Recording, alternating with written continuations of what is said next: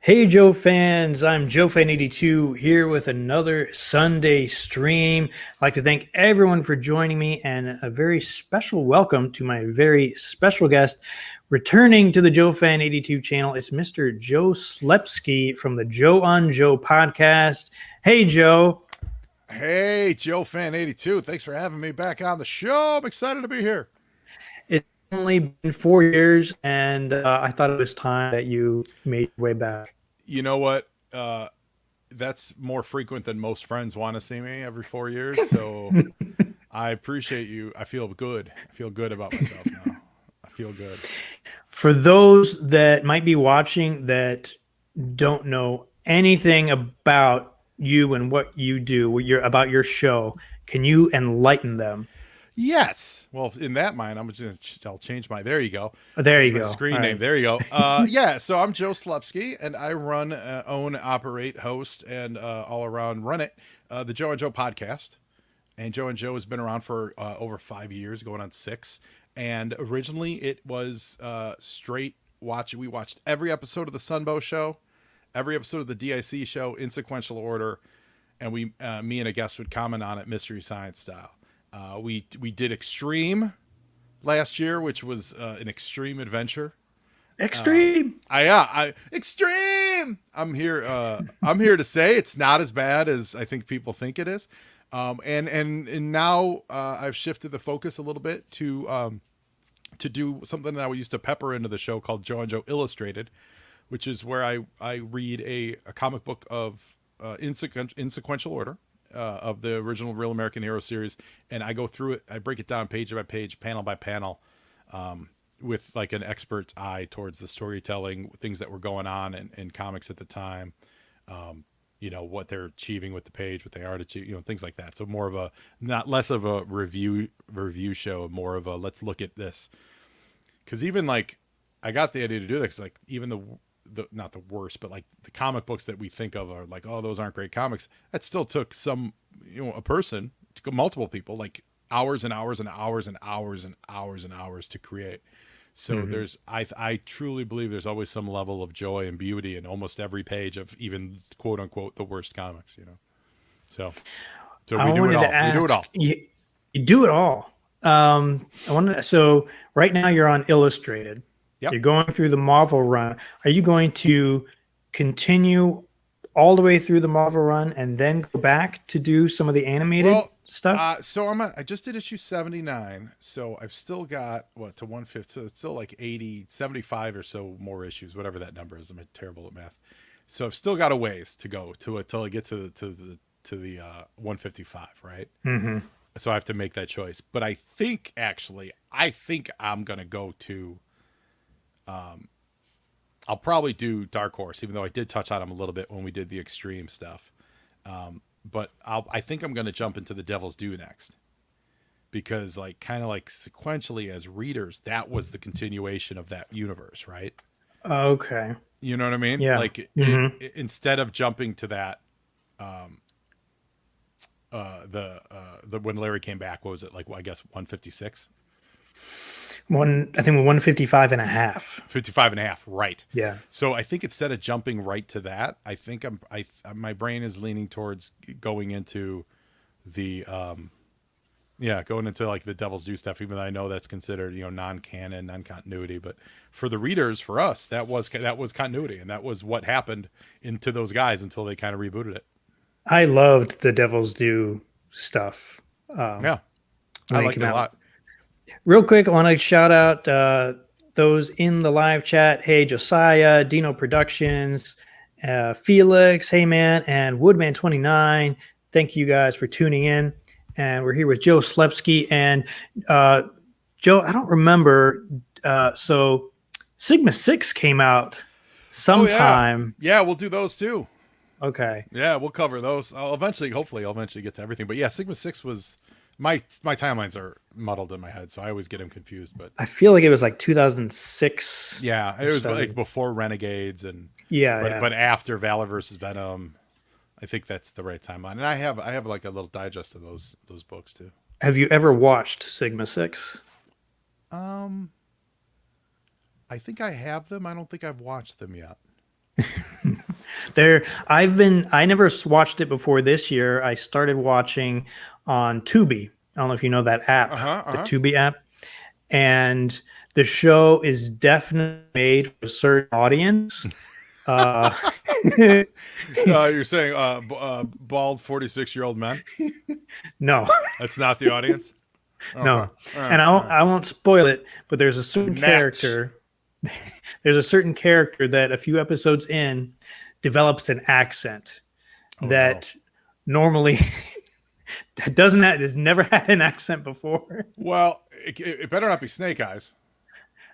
It's not Snake Eyes. I will say that it's not. Does Duke? I'm not gonna. I'm not gonna. Oh, tell you. okay.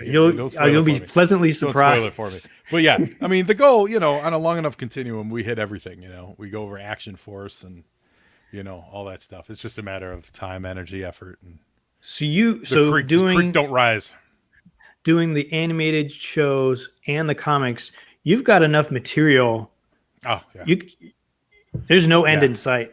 Yeah, and the comics, the way I do them is a real solo affair because it makes I don't know anyone that would want to sit down and go page by page, panel by panel with me. So it's a real solo affair. But the cartoons I absolutely do with someone else. So during COVID, we ramped back up and we did a lot of remote stuff. But I really do enjoy sitting with someone in the room. And going through this stuff with them. It's a more engaging experience for me. So I'm hoping once everyone's vaccinated, everything's fully lifted, and we're all traveling freely and stuff, when I get back to the animated stuff, we'll do some more in live and in person shows. It just has more energy. Mm-hmm. I want to say to you guys watching or listening, if you have not listened to Joe's podcast, specifically the Illustrated, talking about the comics, Joe is very knowledgeable about the comics and the industry and the creators.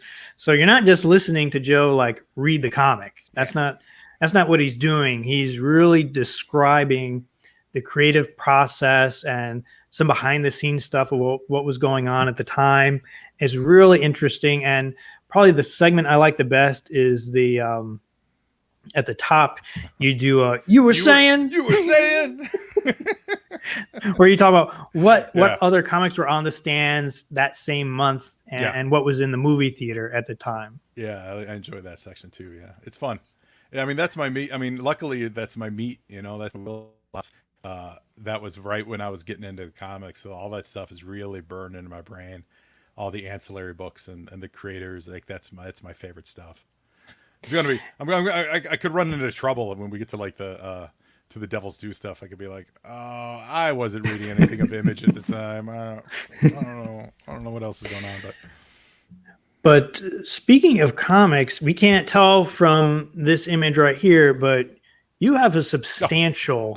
Yeah. Here. Okay.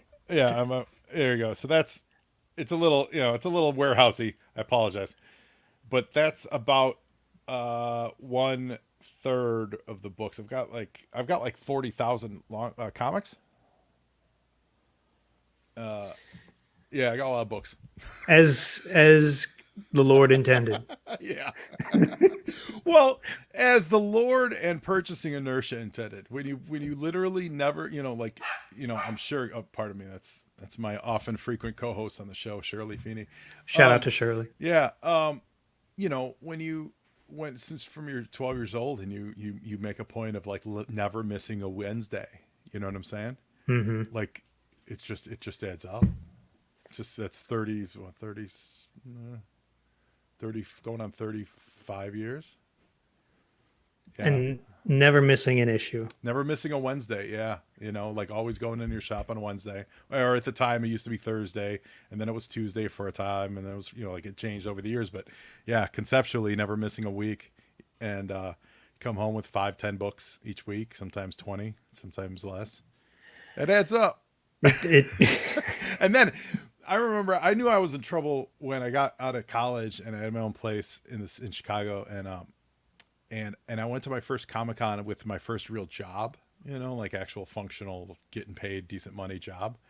And I came home with I'm not even joking, probably 10 long boxes of comic books. Yeah. I went wild hog on it, and I had so many comic books, and that was probably like early 2000s, and it was just like, okay,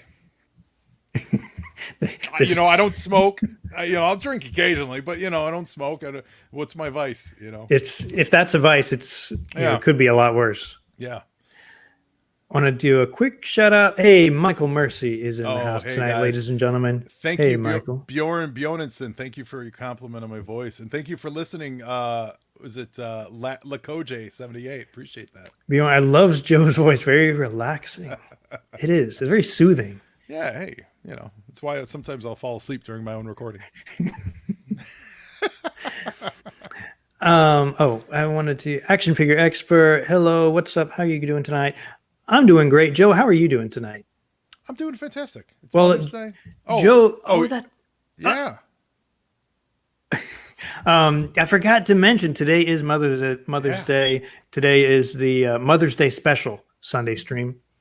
Shout out to all the mothers that might be watching this. My mom's not watching; she barely knows how to use the internet. But if there are any mothers watching, thank you for all that you do. I know my mom doesn't listen to my podcast because I'll often say very nice things about like growing up and like my early comic stuff was with my mother. I was too young to do it myself. So I'll often say very nice, very sentimental things about it. And I never hear. Well, it was so nice what you said about taking you to the store and how appreciative you were of it. Yeah, no. So, I mean, in an alternate universe, I say terrible things about my mother. And she still never hears. It's never, But I always just say good things. It's usually like, yeah, she hooked me up with my first GI Joes and all that. So let's talk about a little bit about your history with Joe. So, what toys did you have as a kid? I had a lot. My mom was very good to me, with taking care of that stuff. My first Joe was absolute version 1 Snake Eyes. I got him for my birthday. And Nice. I've told this story a few times on the show where the memory of it is it's so distinct. I was at Showbiz Pizza slash Chuck Chuck E. Cheese kind of a pizza place, if you guys know that. And it was Showbiz Pizza, and it was a Showbiz Pizza birthday party for me, and it was probably my 7th or 8th birthday. And I remember opening it, and it was Snake Eyes on card, and I didn't know what it was. I had no idea what G.I. Joe was, and I was like, well, what is this? To my friend who gave it to me. I was like, this looks so cool, but what is this? I was into Star Wars, and he's like, well, it's G.I. Joe. That's like the newest, coolest thing. That's Snake Eyes. He's the coolest. And I was like, yeah, that guy's pretty awesome. and then I didn't care about anything else that I got. Like, I didn't care about any of the Masters of the Universe I got or any of that. And I was like, well, where do they sell these? And the kid's like, well, they have them next door, at Venture. So it was, Mock, we go to Venture after the party? So like after my birthday party, I made my mom go next door to Venture to check out and sure enough, there was it was an end cap, and it was all the the first run GI Joe guys, the original 13, and I think I got a Breaker and like maybe a Cobra Fang or something like that. But it started with Snake Eyes, and I remember just seeing that end cap and seeing all these dudes and all and all these people and just being like blown away, like this is a new world. So I love even today, like I love discovering new stuff, and new universes, and it seemed so fully formed to me. It seemed like I was getting into something that already existed, even though Right. it was relatively new. Even though I know the '60s, but continuity wise, storyline wise, G.I. Joe Cobra was pretty brand new. It just seemed so fully formed, and it was, and that's what appeals to me about comic books too, is that there is always such a rich history to almost every comic you read, that there's always something new to learn about the histories of that character. How far did you go in your collecting of the toys? Oh, really good. I collected till I was like 13. And the last figure I purchased was Snake Eyes version 3. I always say, it's funny, I always say volumes, like comic books, and issues and episodes when I'm talking, because I always talk, I call episodes issues because I love comics. So yeah, volume 3, Snake Eyes with the sweet trench knives on them. Oh yeah. That was my last figure I purposely purchased because I was aging out, and I was like, all right, I gotta focus on not being alone for the rest of my life. And and I remember I went to the store and they had Snake Eyes and he was on the peg, and I was like, all right, I'm going to buy him, but I'm not going to open him. I still have them sealed. Oh wow. Yeah, and that was the last one that I bought then until relatively recently. I'm a comic guy more than a toy guy. I'm picturing you, like you're at home in your room and you're holding Snake Eyes. You're like, Snake Eyes, you're awesome, Yeah, but yeah. I can't go with the rest of my life. Well, I'll tell you what. If, let's say, a world where the design of version 3, which I've grown to love, but at the time, if the design of version 3 was actually version 2 and version 2 was version 3, I would have kept playing with G.I. Joe. Because version 2, for my money, is the greatest action figure ever made. And I know that's backing the winner. That's I get it. That's the stalking horse, but it's just so perfectly designed. The subtle use of gray, timber, the right amount of sword and the Uzi and the mask. Stop it. There's a reason that's been sort of the main design for the figure. Absolutely. Going forward. And they changes look a lot, and I come and go with adoring the small visor look, and then but that just straight up, that look is just so dope. It's so good. What about vehicles? Did you have? I had a lot. Yeah. So I had a lot. So I ended up when I put everything away, I ended up with a huge, like 8-foot by 3x4 box that sat underneath my bed forever with. Oh, and so I had a lot of figures. I still have most of them. I had over 100 figures at least. I had I had everyone from, I believe, the 85 year and 86 year. Like, awesome. Checking off the back of the card kind of a thing. So I had Terradrome and the Air Land Sea platform and the G.I. Joe home base, and the whale was so great, and the hydrofoil and the Night Raven, and of course the Sky Striker, the Thunder Machine. I wasn't big on G.I. Joe tanks, which is weird. I actually didn't have a lot of G.I. Joe tanks. I had the Havoc, and I loved the Ostriker. I had the both motorcycles. I had the Pack Rats. I had a lot of the play sets. His tank. I had a good. No complaints. I had a solid run. I never had a flag, but I probably would have been able. My mom probably would have hooked me up, but I think we both knew it was so big. Mm-hmm. We both were like, where would I? I already had so many toys. Like, where would I even put this? Yeah. So the decision was like, no, let's not.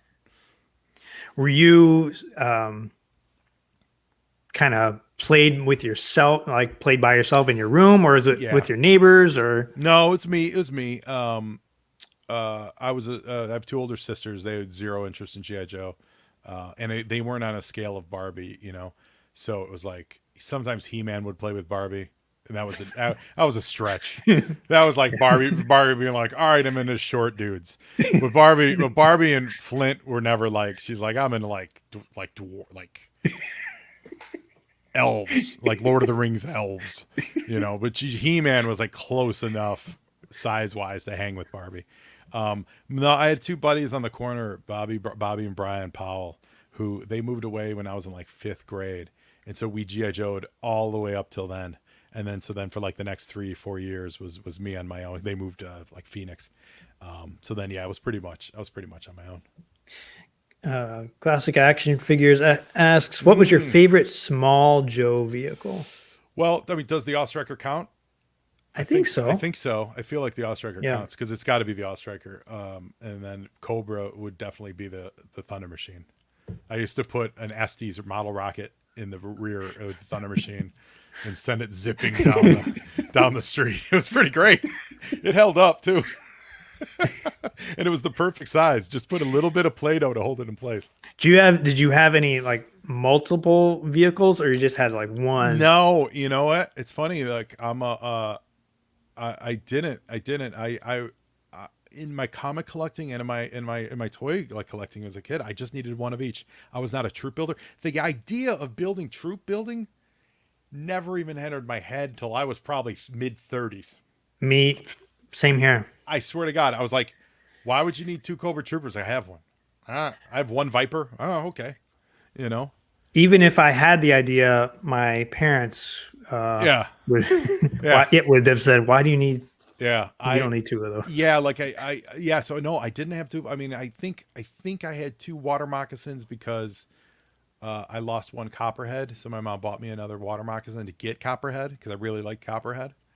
And then like one of something broke, and so I think I got another one. No, it was pretty much a one and done because I wanted to have everything. That's the thing too. I wanted to have everything, and then that's that collector mentality as well. So it was about touching all the bases, not necessarily touching each one. You know, like I love the hiss. I need 5 hisses to converge, which would have been dope, but I didn't need that. I needed a hiss, and I needed a pogo, and I needed a thunder machine, and I needed a night raven. You know. Like I never even my Sky Striker broke very early on the landing gear like everyone else's probably. Yeah. And I never even replaced it because I loved my Sky Striker so much. Michael Mercy said, honestly, how can any figure ever top a sword, Uzi, and wolf as accessory? It can't. It can't. In fact, like when we all die, we should have it in our will that we should just as humans not be buried with the toy, but just you need to give me a sword, an Uzi, and a wolf in my casket. Just so when we go to heaven, God will be like, that guy's cool. Comes with his own Uzi, sword, and wolf. I don't know how many kids at the time knew or had the idea of troop building. Yeah. I don't like. I mean, it makes a lot of sense to do it, but it just wasn't. Besides, really, even the rich kids didn't troop build. Wasn't on my radar, man. It wasn't on my radar.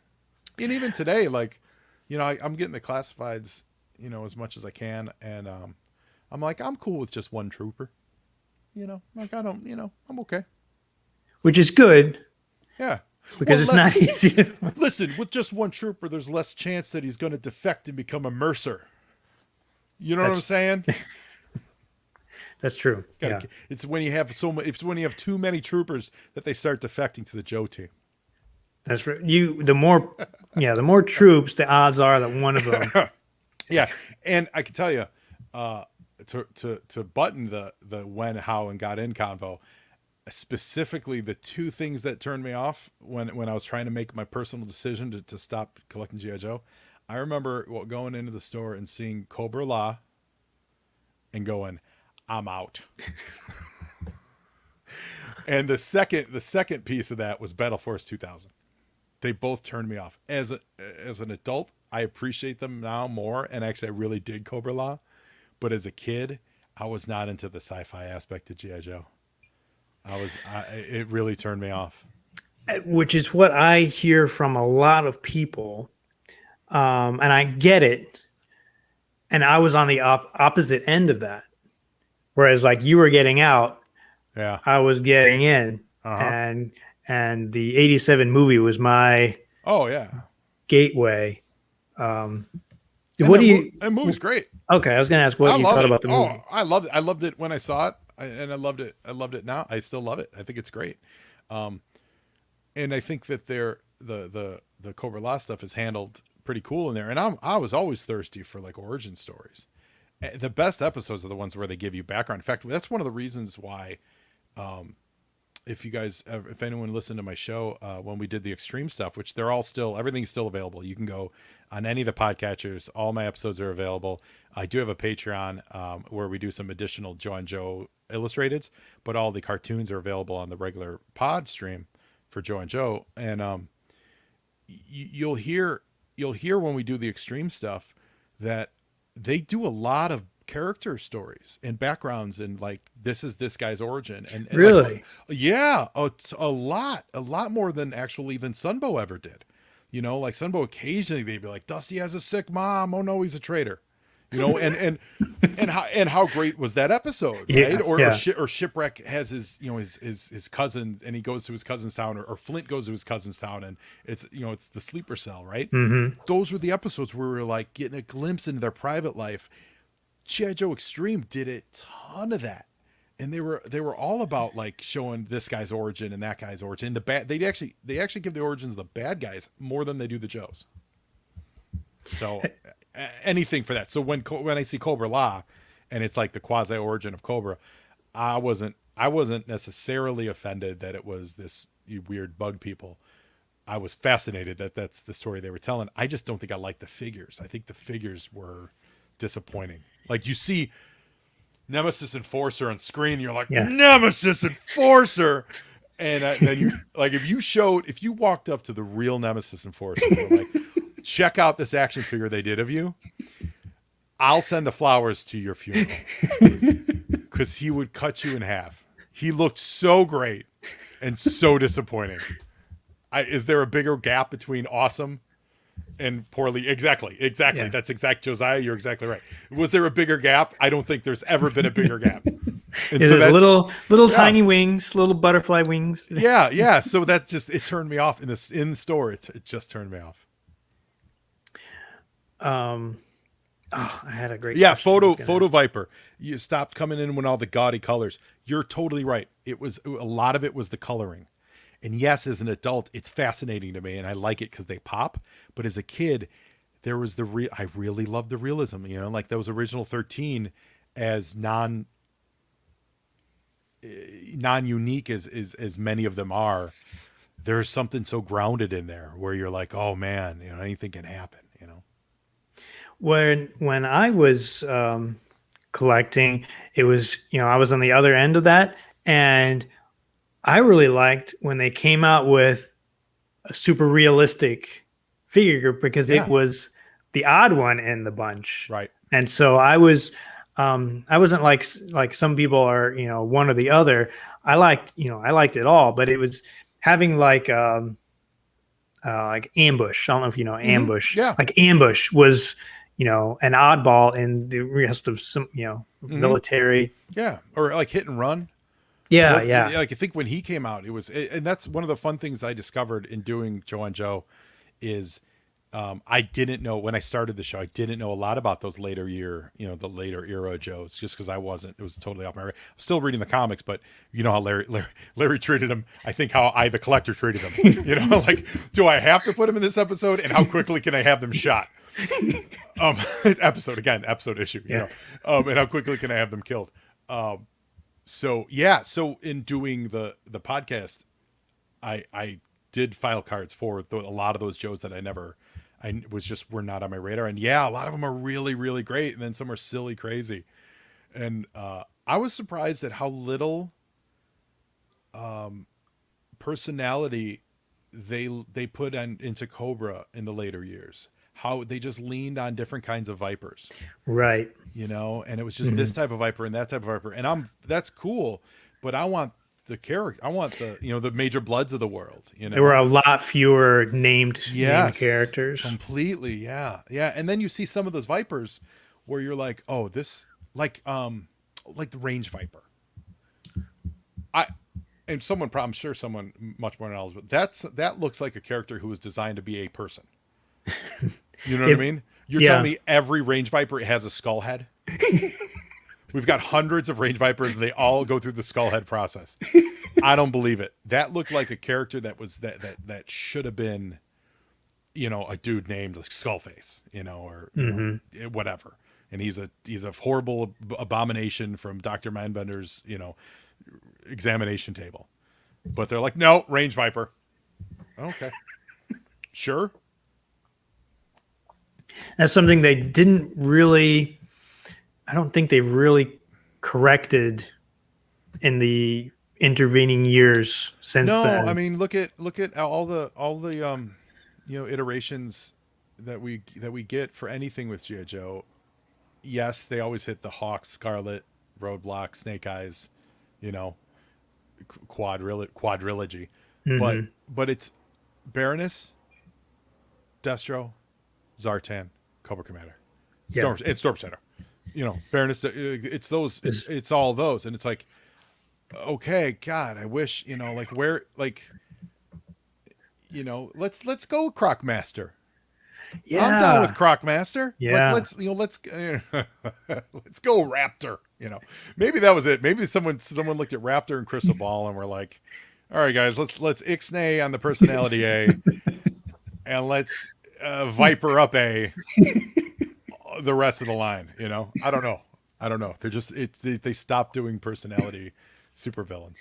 Oh, classic action figures. There's Big Boa for the win. Totally. There you go. Big Boa stymied because of Sylvester Stallone's contract. Big Boa would have been the next big thing. And talking about the Range Viper, the Rock Viper. Yes. They all had a mustache. Yes. Well, there's even one of them. One of the Cobra pilots is named. I think it's one of the Frogmen or something. And the name is it's like a plural name. I mean, I'm sorry for blanking on this, but you would never call a group of people this. And I think it's one of the Aqua soldiers. So guys, if you guys can think of what I'm talking about. Yeah, in the chat, if you know what he's talking about. Yeah, but you would never name, like you would call Cobra eels because there's multiple of them. But there's one pilot or one driver for Cobra where he's called and it's a singular name. So when you refer, and then they show that there's a gaggle of them on the TV screen, and they're like, here's all the eel. And it's like, what? Why would you even do that? It's just, it's not the Hydro Viper. We'll figure it out. We'll figure it out at the end of the show. But it's funny. It's just a funny name. No, it's something. It's something. It's good though. And when you see it, Is it Sea Slug? No, it's not Sea Slug. I'll try to figure it out.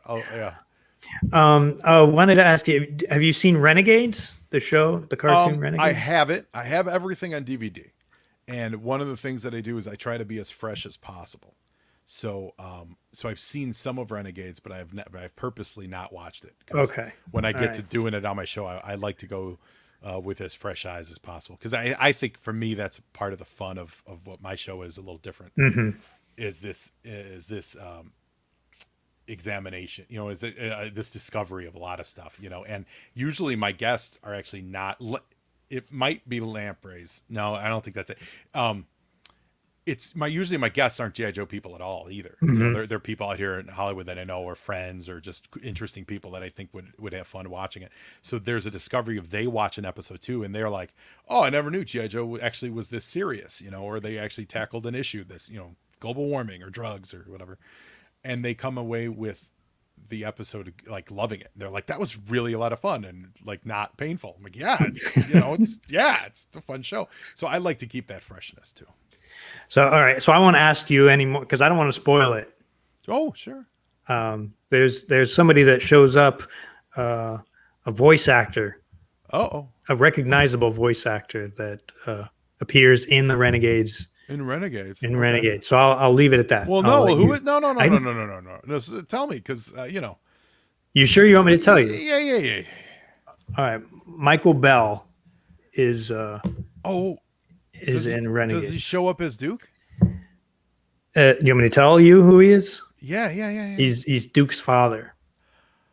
Oh, is he like our Duke, or is he just playing like act? No. Our, he's not. Yeah, it's not our. He's not the son. It's not like our Duke had a kid also named Duke Jr.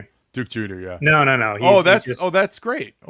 Yeah. I think it was just one episode. He might have been in 2, but it was.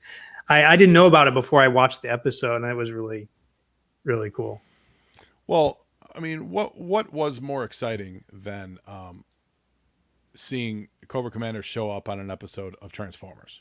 Oh yeah. Right. Or seeing the daughter of Flint and Lady J show up on Transformers, right? Like that was anytime you bridge that cartoon gap and bridge that continuity, like that's just always exciting. It was the MCU before the MCU. Exactly. I wanted to ask Joe, you, you have a great story that I don't think a lot of my viewers might not know about. Okay. You were on a reality show a few years ago. I was. about and the show. What the show was? What was the premise of the Well, show? so that's the interesting. So the show ended up being called Collection Intervention. So some of you may have seen it. It was on Sci-Fi. Okay, If you guys sci-fi. have seen it, like Yeah, like let us know if you've seen it yeah in the chat. yeah. And it was we had just moved out to California, and we I had brought all my comic books with me, and we were looking we were doing I've done a ton of game shows. I've been on a lot of game shows. Like that's kind of funny. Um, Like Wheel of Fortune yeah, and yeah. Well, not Prices Wheel of Right. Fortune, but like yeah, we were just last one we were on was one with Joey and my wife totally saved our bacon, and I was on an old game show on Oprah. I was on Price is Right. So we've done a lot of that, and that's been a lot of fun since we've been out here. And one of the early ones was an ad. My wife found an ad for, "Hey, are you a big time collector? You want to showcase your collection?" So I was like, "Yeah, totally." So I reached out. I'm like, "Yeah, I have 40,000 books, and I'm pretty proud of it. I've got a very nice comic collection, and I know a lot about it." And so we get all the way up to we're going to record the next day, and the producers in the house, and they go, oh, and they call it, the show's called Master Collector. And we're like, okay, great. So the night before, we had already signed everything, and the people were coming to our house in the morning, and we were going to be filming all weekend. And the night before they come, and she goes, okay, so I just I like you guys, so I want to give you a little heads up, Joe. They're going to ask you to sell parts of your collection. And I went, huh? They go, yeah. I go, it's called Master Collector. Like it was a new show, Hannah Benaya, right? It's called Master Collector. Like what? Why would collectors? I mean, yes, we sell and trade and stuff, but like the way she was telling it is like it was more of like a master hoarder. And I'm like, but Mike, yes, granted yes, they're in boxes, and some people may not enjoy boxes, but like they're they're in order. They're alphanumeric. I have a filing system. I can find anything within one box of searching. I know where everything that I have is at. It's not like stacks of No, random and we had, stuff. and like in Chicago, we had them in a storage locker, and out here, just finances were a little different, so we were living with them. But like I'm not an animal, right? Like, so, but I'm also pretty confident. Like I'm like, well, no, I'm just going to tell them no. They're like, they're going to press you on camera. I go, I don't care. I don't care about that. Like, I'm not that person. So sure enough, they show up, and we start going through the collection, and they dress my house, and they're like, well, it's not cluttered enough. I'm like, well, yeah, it's not cluttered enough, because again, I'm not an animal. They're like, Your house isn't messy enough to be on our show. So I have, that many comic books is around 120 long boxes.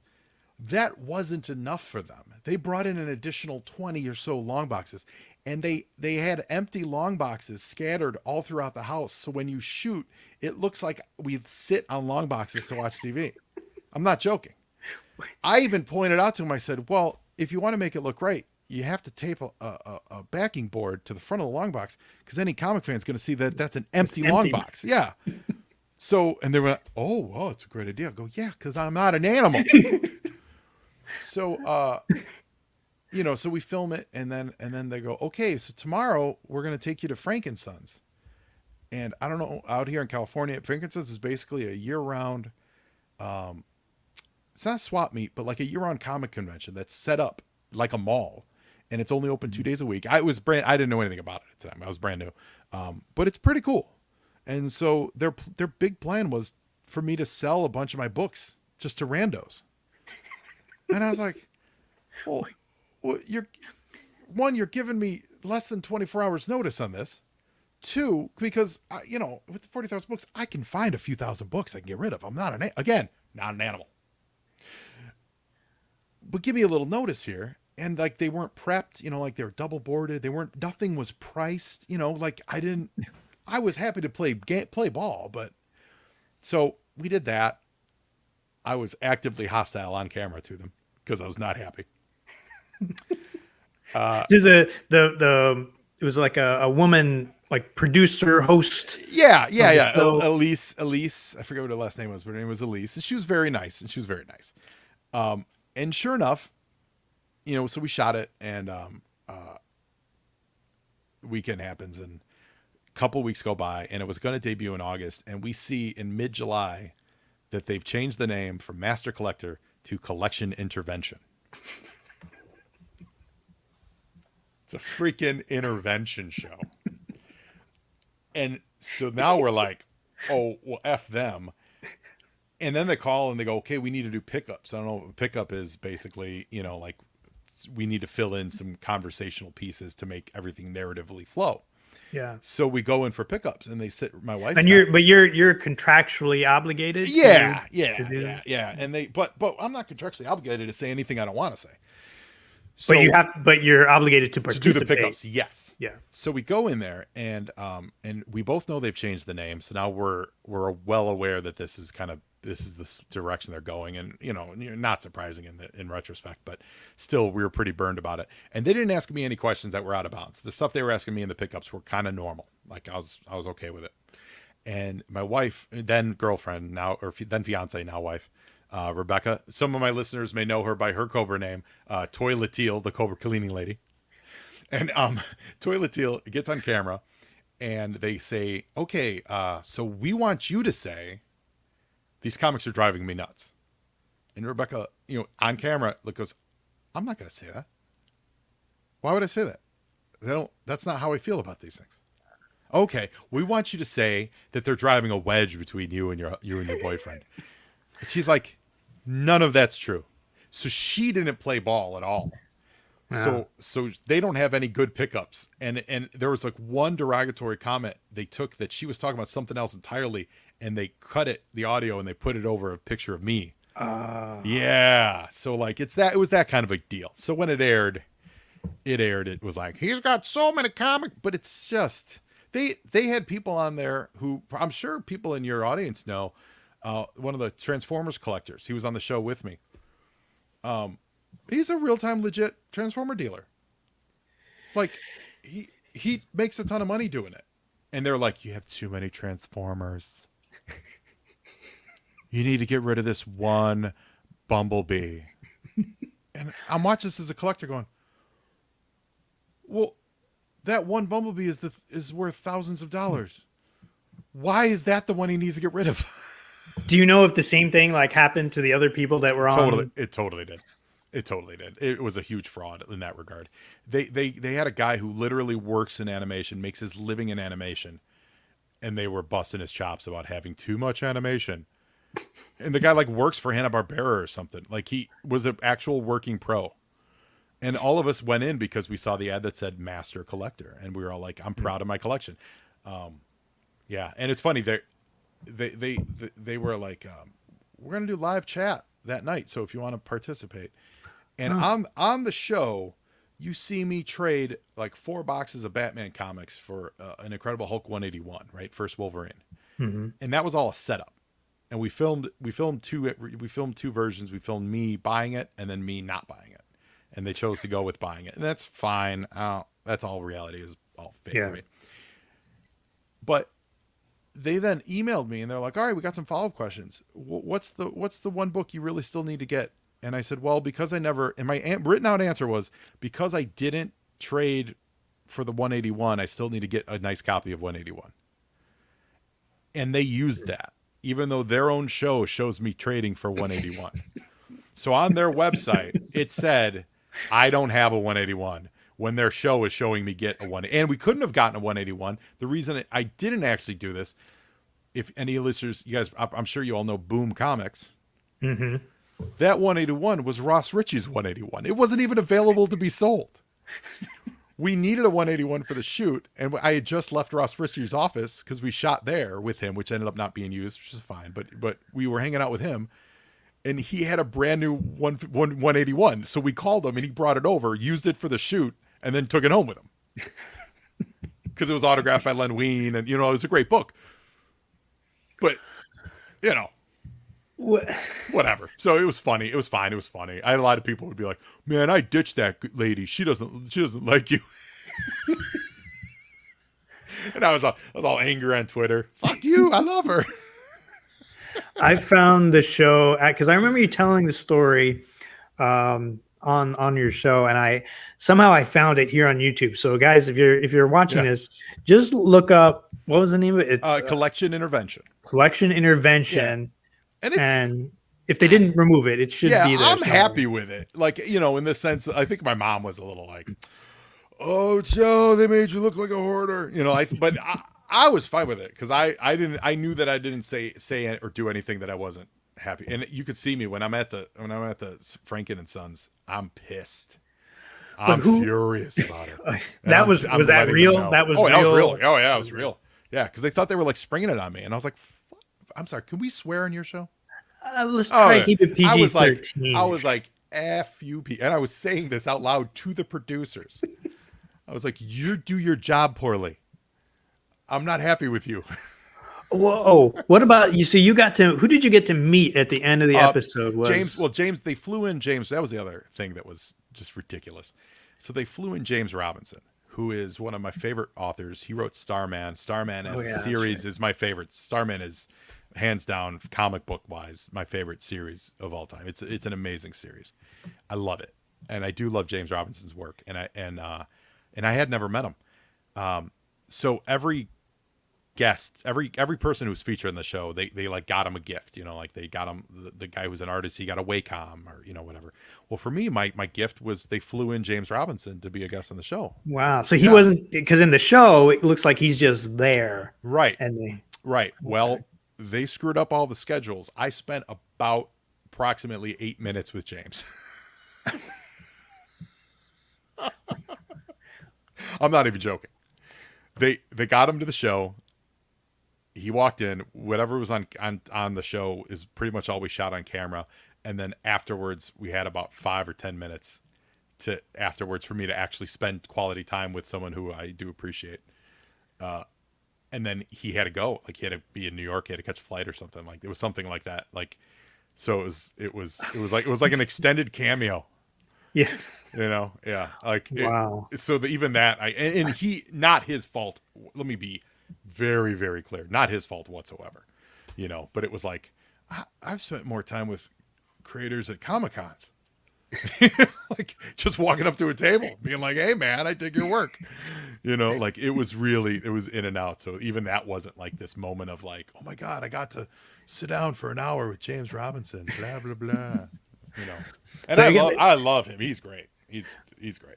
So there's some people here in the chat that have seen it and and they feel your frustration. Yeah, totally. It was fun. One of my favorite parts though was she was trying to she was trying to be like, "You don't need all these books," and she started randomly opening boxes. She's like what's this? Now, Joe fan, I don't know if you've caught on to this yet, but you've listened to my show. I kind of know everything about my books. Yeah. Like, I'm not saying I know everything about comics, but I know everything about my books because she was trying to like get you. Yeah, and she was trying to point out like how this book can't be important to me. And as she would pull a book out of the rack, I'd go, "Oh no, that's Peter David's Captain Marvel. That really connects to me because I was reading that when I was in college, and I really liked like the generational aspect of it between his father and his son, and this and that and the other." So I would always throw this bit, and she'd look at me like, "Really?" Like, yeah, I've been trying to tell you people this the whole show. That's why I like these comics. Okay, well, what about this one? I'm like, oh, well, that's an old cowboy movie. I don't really have a connection to that, but it was given to me by an old coworker who I really liked him, and he gave me his old comics. So that's why I keep that one singular cowboy comic in my collection. I remember on the show, there's like I think where she's talking to the camera, I think, and she said, "I'm trying to get Joe that the only valuable ones are Golden Age and Silver Age. He needs to get rid of like everything else." Yeah. I'm like, you don't know. She obviously doesn't know anything. No, and they were making a point of like, because I didn't have like all early Marvel. My collection wasn't financially all Marvel, early 60s Marvel, that it was worthless. And I'm like, well, one, if you know anything about comics, it's cyclical.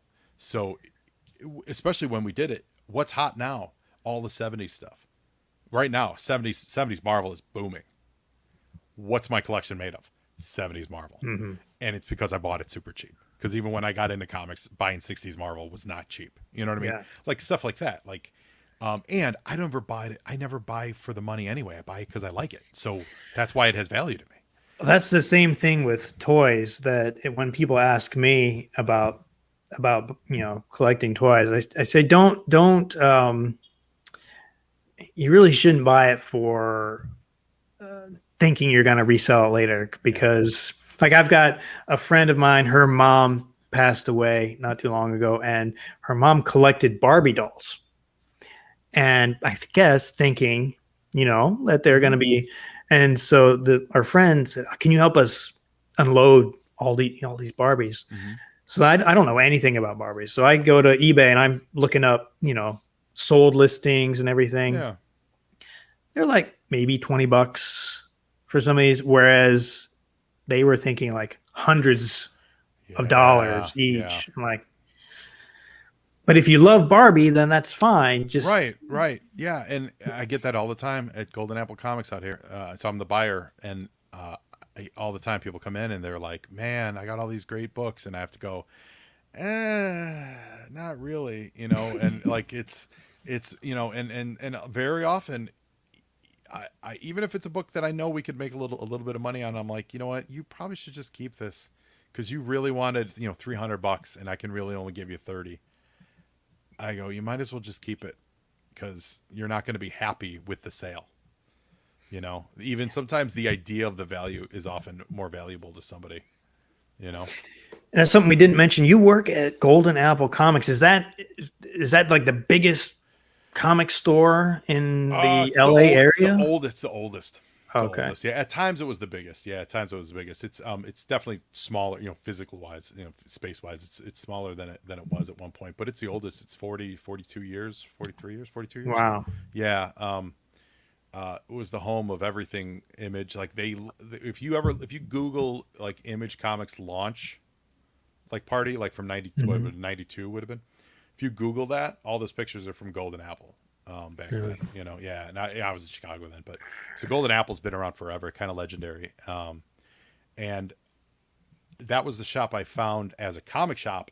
I liked it. It was my style of shop because I literally went to every shop in the area, and that was the shop I liked. So I was shopping there. Then we did a collection intervention, and they were like, "Hey, can we use your shop to shoot in?" And I didn't know the owners, Ryan Leibowitz. I didn't know him that well at the time. He just knew me as a customer, and so then. No, through shooting, that's another good thing about collection intervention. Through shooting with them, I got to know them, and he was like, "Hey, you should come work for us." And so, awesome. right. So for the last however long ago, that 9 years ago, I only work Saturdays because I work at GameFly. That's actually, if you guys are looking to rent video games for about $4 a week, go to GameFly.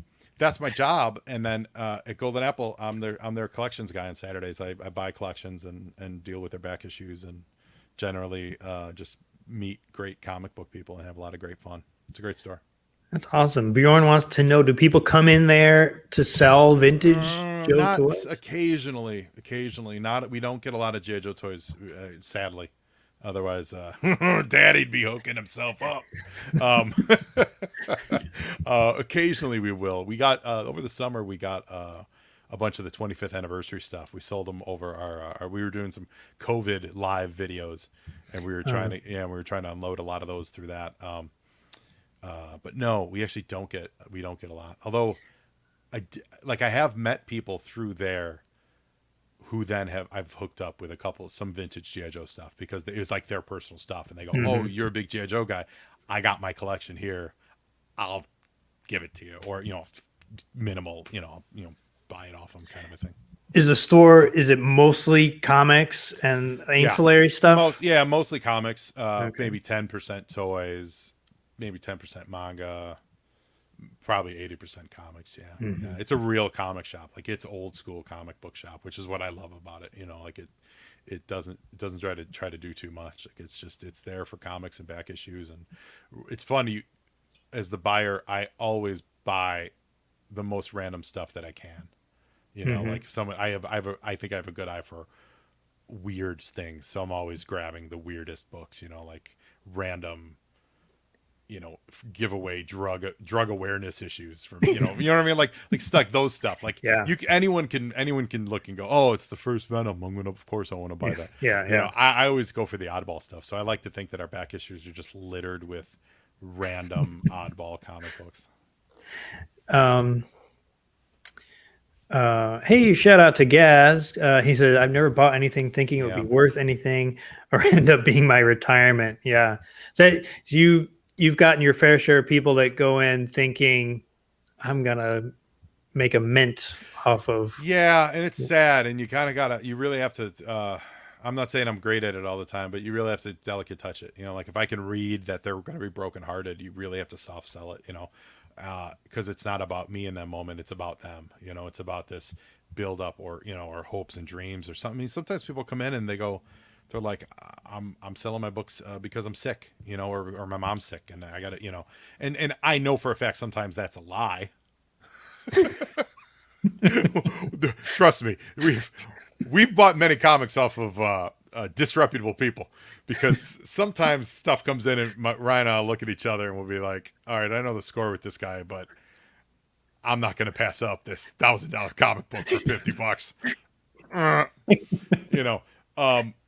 But like, for example, someone came in with a bunch of Mad magazines and really nice early ones, like the old, like the Gain stuff, like the pre-magazines, so when they were still comic book, the first 20 or so issues, 21 issues or something. And we really valued them. We liked them a lot, and we wanted to do.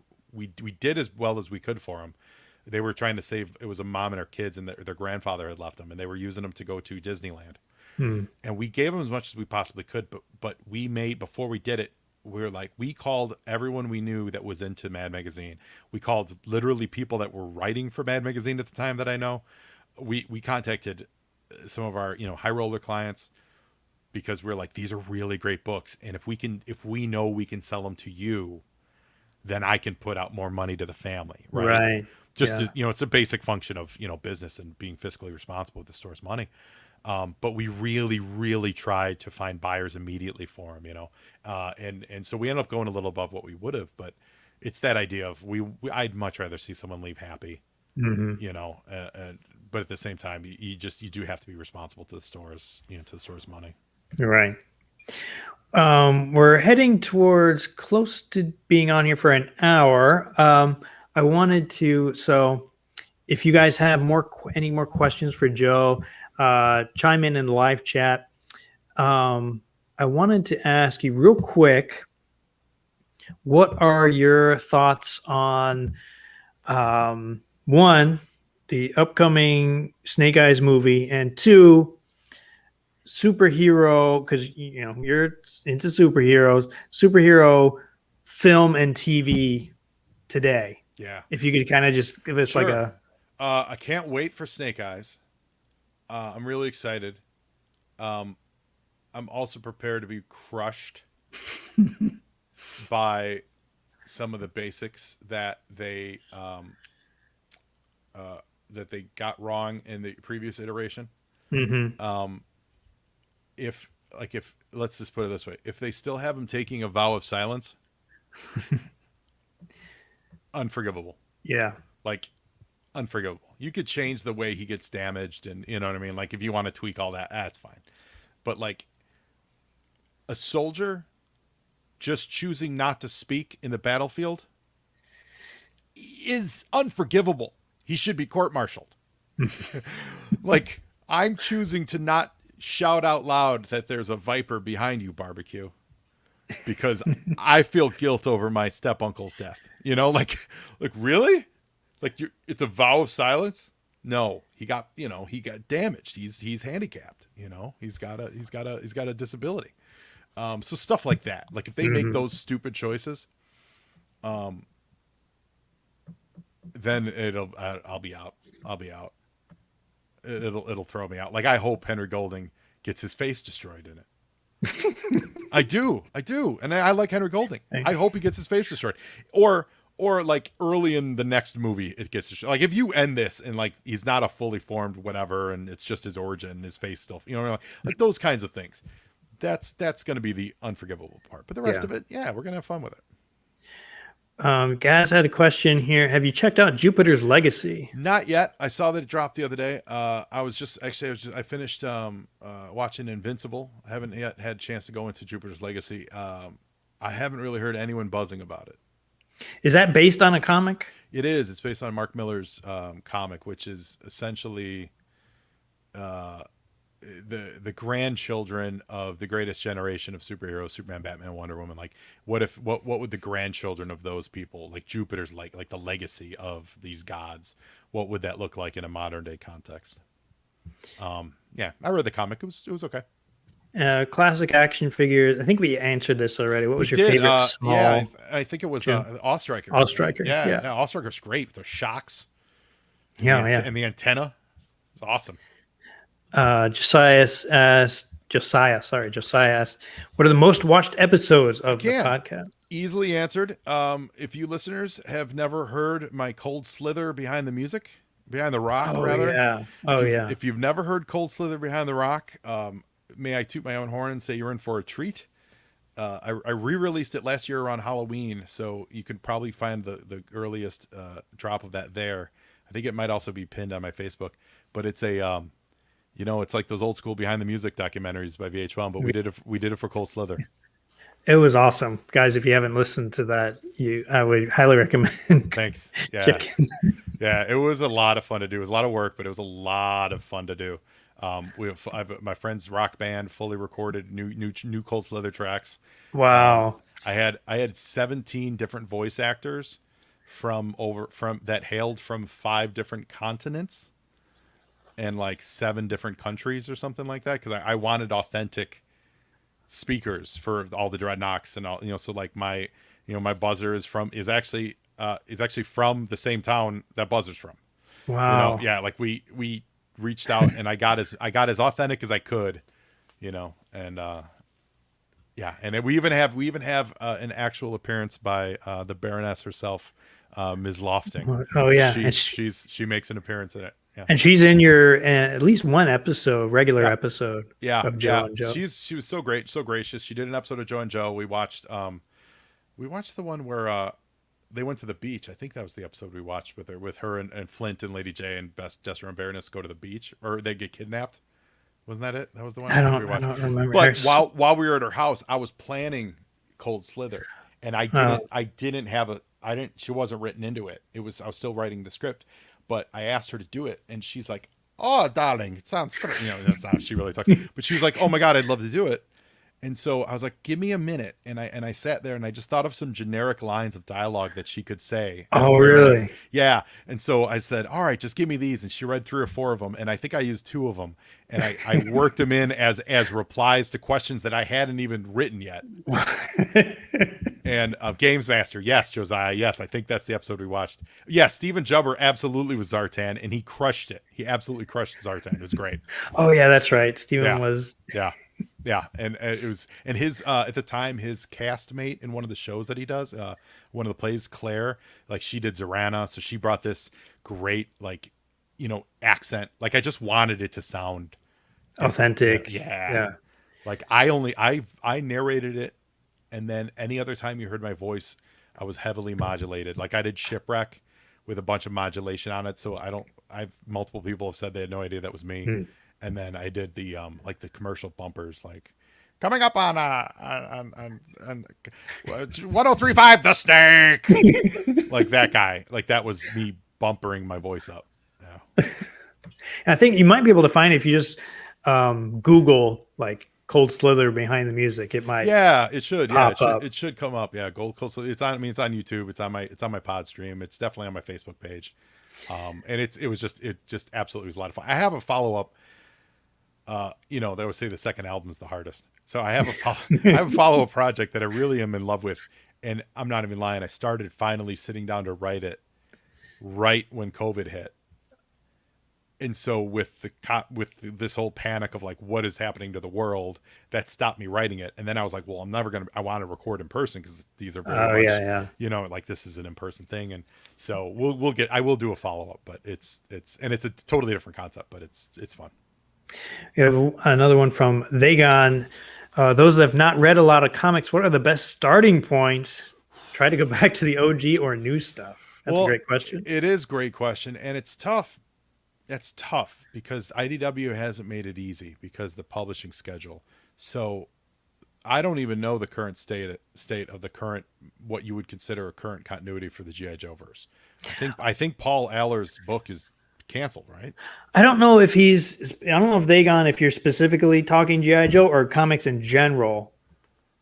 Yeah. Um, Well. So okay. So either in comics or in general, the closer you get to number one issues are good. Look for modern comics. What modern comics do is they're very often they name their sub arcs on the inside, so you can look and you'll see part 1 of 2, part 1 of 5, part 3 of 5. Look for a part 1, and if it ever says part 1 of anything, you should consider that a good jumping on point. As far as if you're just getting into comics in general, find a character that you enjoy, whether it's through the movies or someone you connect with, just like a pop culture icon like Spider-Man, and start small and just get a trade of Spider-Man comics and you'll read it and you'll see what you like about it. And very often he'll cross over with somebody, and then that person will cross over with Iron Man. So then you'll go and you'll read the Iron Man that he crossed over with, and you'll be like, well, I kind of like Iron Man, or maybe I don't like Iron Man. Oh, but now he's a member on the Avengers. So now I'll read a couple issues of Avengers, and then you go, oh, I really like Ghost Rider. He's also on the Avengers. So now I'll pick up the Ghost Rider books. So start small and really do read what you enjoy. Don't try to jump in with both feet because you'll just drown in it. There are so many comic books being published, and it's, in my opinion, modern comics don't make it easy for you to catch up on stuff older than the previous 12 months. Like they focus on the recent trades. Back in the day, they would reference, you'd be reading an issue Cap 255 and they'd be like, you remember when he fought Red Skull in issue 186? Well, we're bouncing off that story. And you're like, and you think about it, that was like 60 issues ago, which is like 5 or 6 years earlier with no trade paperbacks. You were like, what? I love it. And they don't do stuff like that anymore, and I think that's to the detriment of the comic industry. they didn't really do a lot of, or I guess now they don't do a lot of like recaps. Sometimes they'll do recaps, like on that in front cover, inside the front cover. They started doing that about 10 years ago, and I was like, that's great, more of that, and they kind of dropped off. It's yeah, I mean, I still read a lot of comic books. I'm not really high on the way comics are told modern. And it sounds like old man get off my lawn, but I genuinely don't mean that way, because I think some of the art is more dynamic than ever. But I think we could spend another hour. I don't know. I don't want to get bogged down, but yeah, I just think there's a sweet spot to comic books. When comics try to be too much, they fail. And when they try to be too little, they fail. Like there's a place for a good comic book that grabs you and it opens your mind to stuff that came before it, and also makes you want to go forward. And not enough comics are doing that today. Mm-hmm. Right. All right. So I think that's probably a good place to wrap it up. We've gone for a while now, guys. Thanks for watching. And Joe, remind everyone where they can find you and the show. Well, Joe on Joe podcast, pretty much any podcatcher you're out there, you should be able to find my show. I try to get it listed on all the major podcatchers. You can also find me on social media at Joe on Joe pod. That's on Facebook, Twitter, and Instagram. And, I'm on there all the time. So reach out and say hi. Let me know what you think of the show. Once we do start doing the cartoons again, I absolutely will be doing interviews. And we do remote. I'd like to do them in person, but we do remote interviews all the time. So I love having guests on and meet new people, which is how you and I met. If somebody wanted to be a guest, how would they? Oh, send me an email, joeonjoepod@gmail.com, or just reach out in any of the social medias, and we'll put it together. I have a little list together of people who have asked where I'm not doing guest episodes now. So I need to do them just to knock that list out. You've already got a list. Yeah, and I feel bad because they're so great and I love it, and they're like, I want to be on the show. I don't have a way to do it with the comic book. Yeah. It just doesn't work. So. All right, guys. Again, thanks for watching. Make sure you head over to the Joe on Joe podcast. I think I've already got some links in the description, especially if you're watching this on replay. Head down to the description and you should see some links for Joe on Joe. And I think maybe we'll do a Yo Joe to end the show. We'll count it down. Yeah. Of course. Yeah. And thank you for having me on. This has been a real pleasure. And all the listeners, I think you guys are great. Thank you so much. This is great interaction. I really, really appreciate it. All right, guys. On the count of 3, 1, 2, 3. Yo Joe!